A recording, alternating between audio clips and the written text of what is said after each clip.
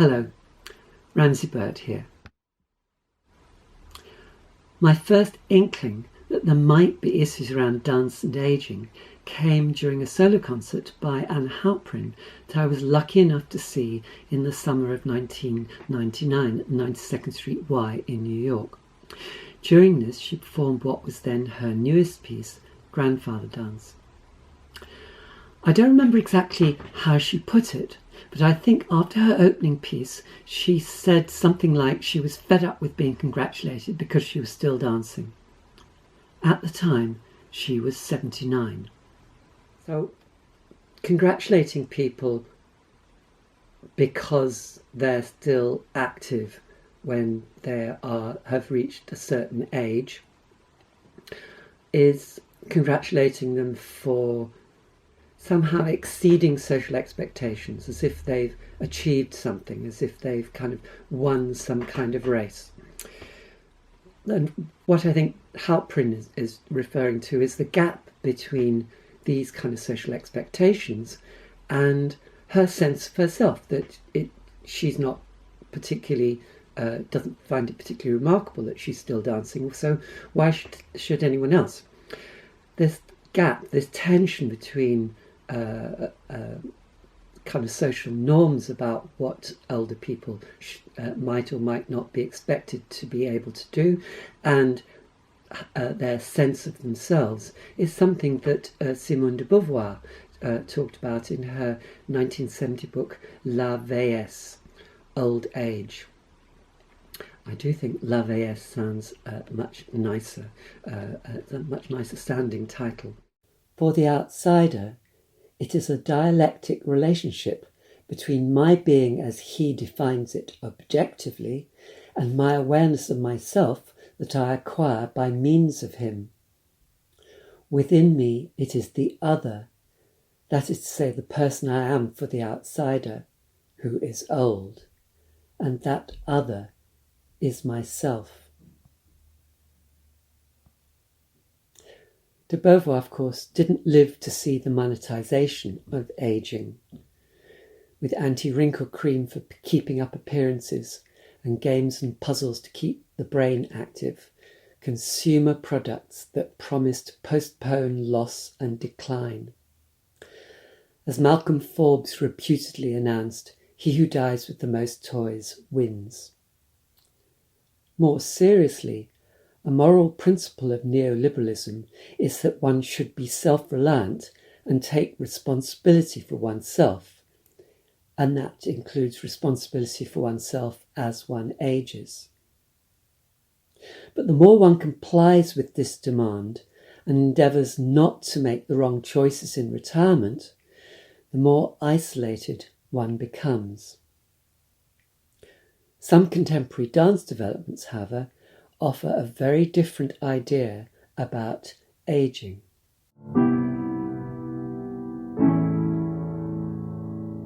So, where dancers are concerned, dancers are very obviously aware of changes in their body as they are aging. So I want to just give you two examples of dancers talking about this.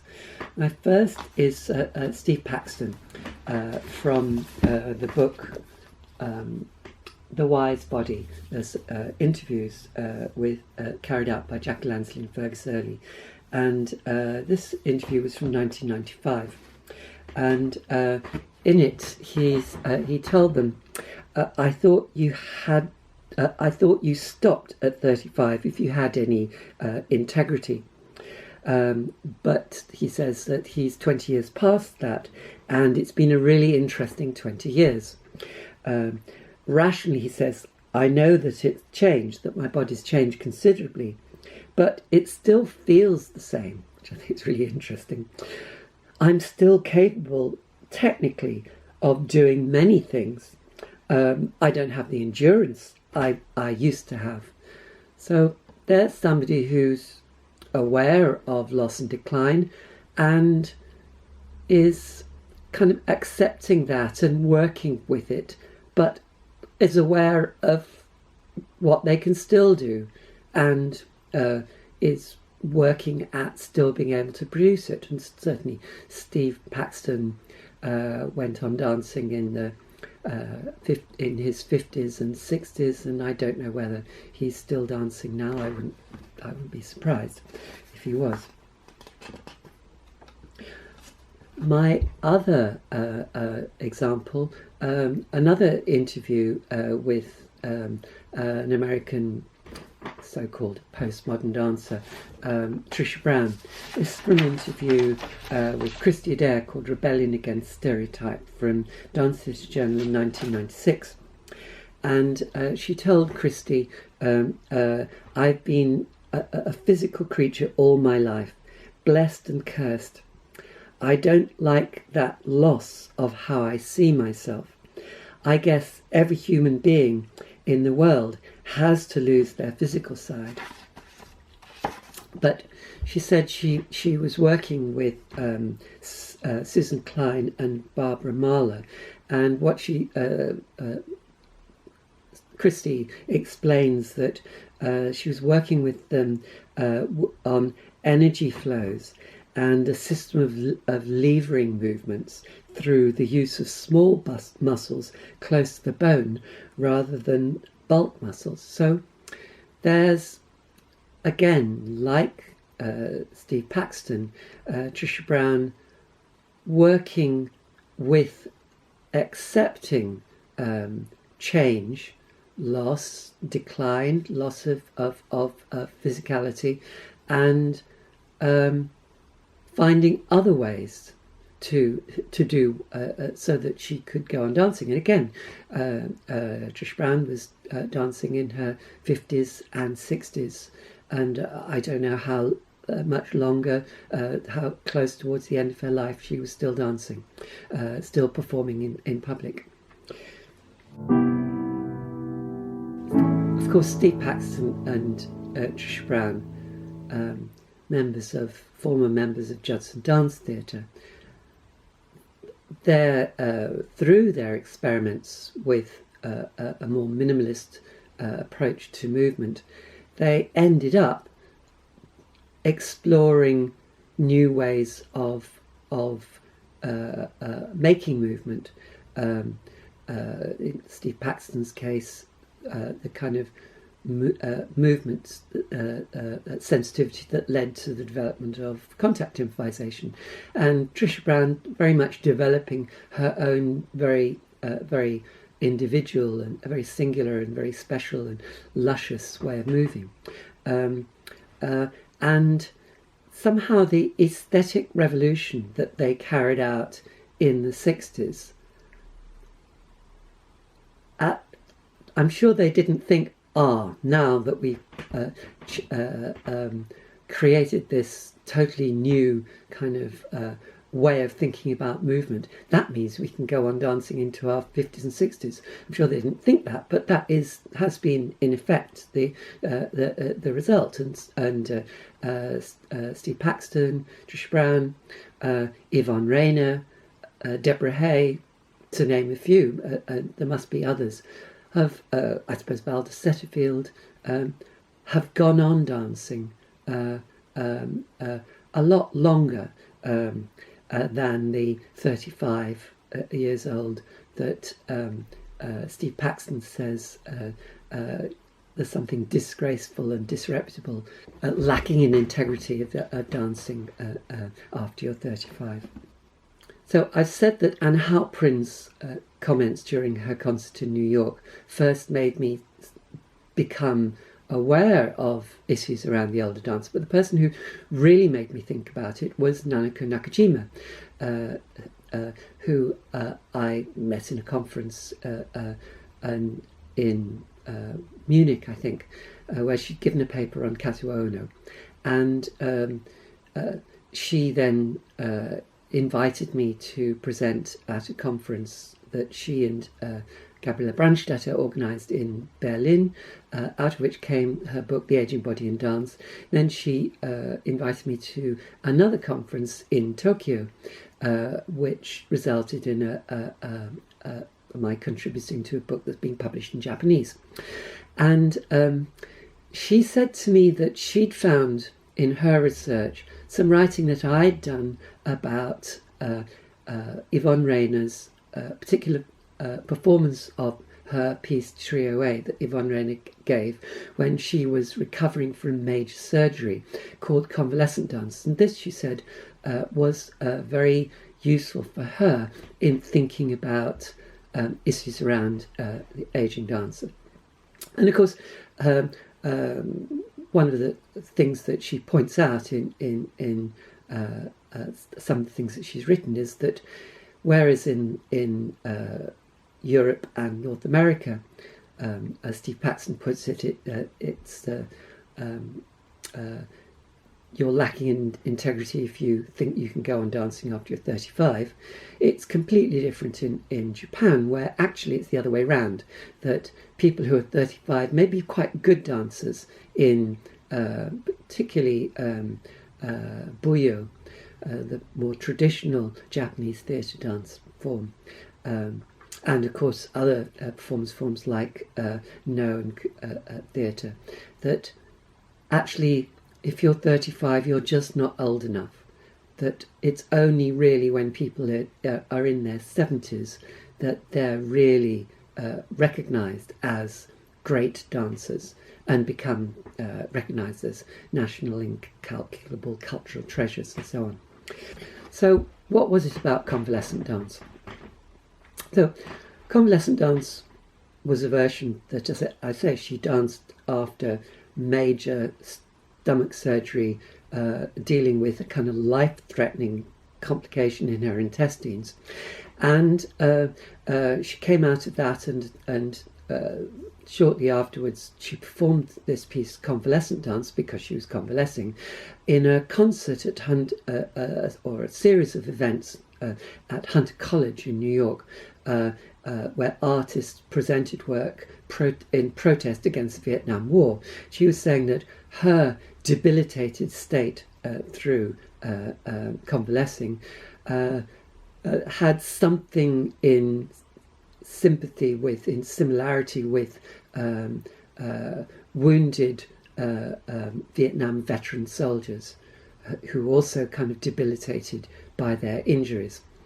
And of course, Dancing Trio, which is quite a difficult, odd piece that where it's difficult to remember because the movements never repeat and are very counterintuitive. They disrupt all sorts of qualities of flow and so on that it was part of Rayner's project in the 60s to deconstruct.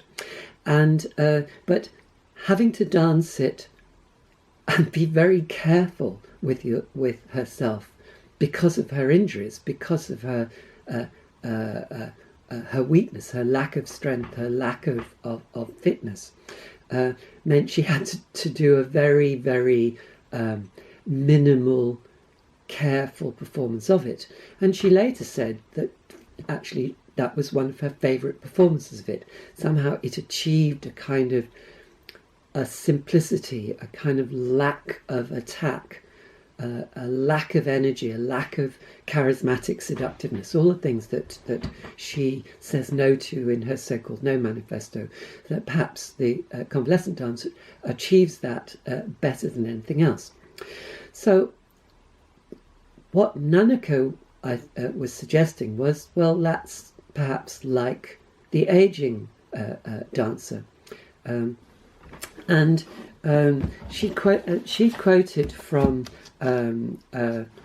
about Kazuo Ohno from a book, Kazuo Ohno's World from Without and Within, by Kazuo Ohno and Yoshito Ohno, Yoshito his son. And Yoshito's wrote that, that now at 90 years of age, Kazuo isn't as nearly as physically agile as he once was, though he used to have as much energy as required to create a vast universe on stage. Nowadays he's somewhat restricted by an inevitable decline in his physical powers. speaking in terms of a flower's life cycle, one could describe Kazuo as gradually approaching that season where it withers and falls. While some might consider him as well past his prime, his inner vitality has not forsaken him. And it's this next bit that kind of reminds me of what I'd written about Convalescent Dance. Even in this physically diminished state, he remains fully alive. The intensity of these waning moments, as the divide between life and death starts drawing in, has generated a lyricism and fragrance hitherto unknown in his work. At an age when most dancers have long abandoned their careers, the essential strength of his dance emerges even more forcefully, despite the fact his body is progressively weakening. I was lucky enough to see Kazuo Ohno and Yoshito Ono performing a bill of their solos in New York in 2000 at the Japan Center. And Kazuo Ohno was 92. And one of the pieces that he did was an extract from his signature work, Admiring La Argentina. And while he was dancing, at one stage he stumbled and he looked as if he was about to fall. And Yoshito rushed out from the wings, but actually Kazuo Ohno caught himself and went on performing, and Yoshito disappeared off. But everything that he did was very shaky. He was very unsteady. But at the same time, he was glowing with, particularly when he was dancing this piece about his memories of being a young man, seeing the young La Argentina performing in Japan in the 1920s, a kind of joy of remembering youth and of moving in a youthful way, although you could only see that if you kind of ignored, screened out the shakiness, the unstable kind of precariousness, and somehow this quality that Yoshito Ono says about there being something despite the physicality of the body, there being something else, this lyricism and fragrance. So maybe there was a lyricism and fragrance in about Rainer's performance of Convalescent Dance, and certainly lyricism and fragrance was definitely kind of what I remember from seeing Kazuo Ohno in 2000. And I want to just finish by talking about another performance that I saw. This one is from 2014. I saw it at Sadler's Wells Theatre as part of a weekend festival celebrating the older dancer. And one of the pieces commissioned for this by Sadler's Wells was a piece, The Elders Project, by Jonathan Burrows and Matteo Fargion, in which they danced. They created a work with a series of a group of dancers who first started dancing contemporary dance and also ballet in the 70s and maybe the 60s, 70s and early 80s. So these were dancers that I certainly remember when I first started watching dance in the 70s, and I think a lot of people around me in the theatre at Sadler's Wells, they were my age, and it was the same for them. So there was a certain amount of nostalgia, a kind of knowingness that they were such familiar figures, and it was wonderful to see them still dancing. The Elders Project begins with an in-joke. Sadlerswells Theatre underwent extensive rebuilding in the 1990s, so that the stage is much bigger than it was in the 1970s and 1980s when these dancers performed on it. They are a diverse group of 9 former professional dancers from London Contemporary Dance Theatre, the Royal Ballet, Second Stride and Siobhan Davies Dance Company. The piece consists of solos, duets and ensemble sections like this that are assembled following the structure of La Folia, the oldest remembered European musical form. Each of the 9 dancers has their own solo, which uses a similar structure to Burrows and Fargion's later 52 Portraits project. For this, Burrows talked to each about their earliest memories of dancing and about their experience in general.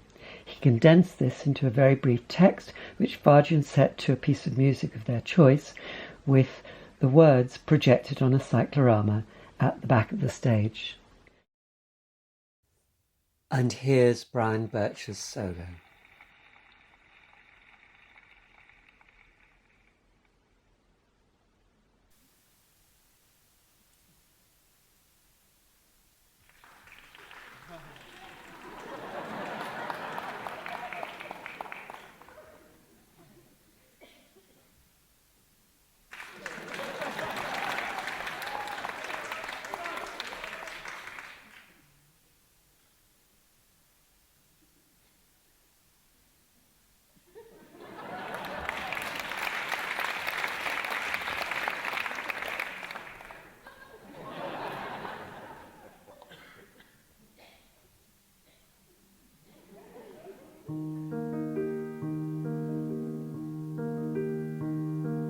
First room Brian danced in was up some steep stairs above the ABC shoe store in downtown Johannesburg.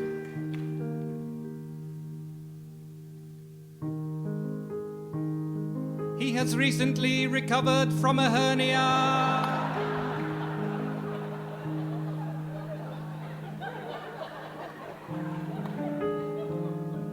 His teacher told him, "You shouldn't retire, Brian. You should dance till your teeth fall out." Brian likes to sing German and French chansons.